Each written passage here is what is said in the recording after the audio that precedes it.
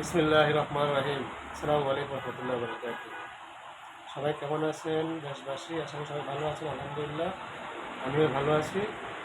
প্রথম কথা হচ্ছে যে আমলেকের এখন যে বর্তমান যুগের খুনি হাসিনার ভোট ছোড়ের লোক যেগুলা, খুনি হাসিনা সহ এই কাউয়া কাদিরা, তারপর হাসান মাহমুদ, তারপর ফলক মলক যারা যারা ছিল, এরা এখন বড় বড় লেকচার মারতেছেন কেন? আপনারা দেশে আসেন, দেশে আইসা লেকচার মারেন।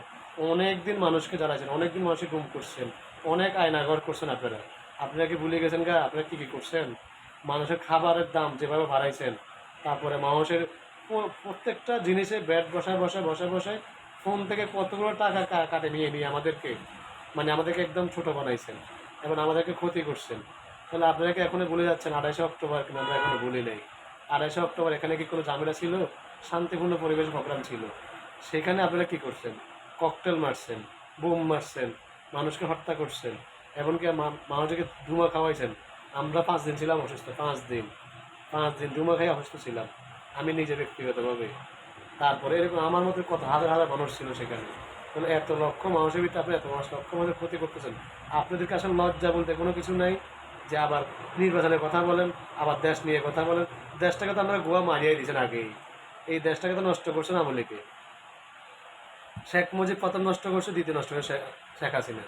তাহলে শেখ হাসিনা যে এখন আবার ভিডিও কল কথা বলতে চান, অডিও কলে কথা বলছে, এই সাদ্দাম, আদু ভাই আর কেন নাম, এই সাদ্দাম কত বড় বড় লেকচার মারতো বিশ্ববিদ্যালয়তে, আর এখন সে সাদ্দাম কুই।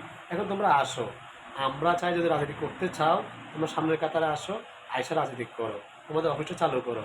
আর একবারে 28 তারিখের পরে আমরা তো আবার ফাটিয়ে ফাটিয়ে ঢুকছি। তোমরা ঢুকতে পারছো? পারস না। আজকে কয় মাস হয়েছে তোদের?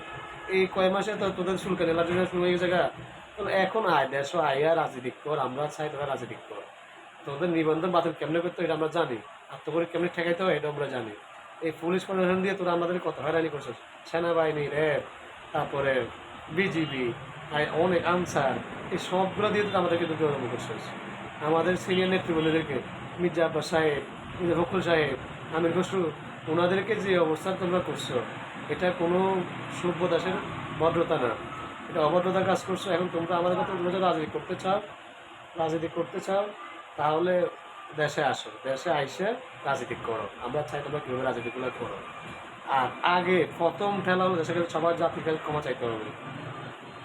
তারপর কয়েকদিন আগে দেখলাম ওই যে হাসান মাহমুদ সাগলা 6 নম্বর বাচ্চা, এটা দেখলাম ভিডিও করে আমাদের বেলজিয়াম থেকে ইয়ে করে, ওই যে আপনার একটা প্রোগ্রামগুলো দেখলাম শেখ মুজিবের জন্মদিনে, মানুষের 4 জন, কে এত লোকগুলো কই গেল? টাকা কোটি কোটি টাকা যে দেশটাকে পাচার করছে, তখন মনে ছিল না যে দেশ থেকে টাকা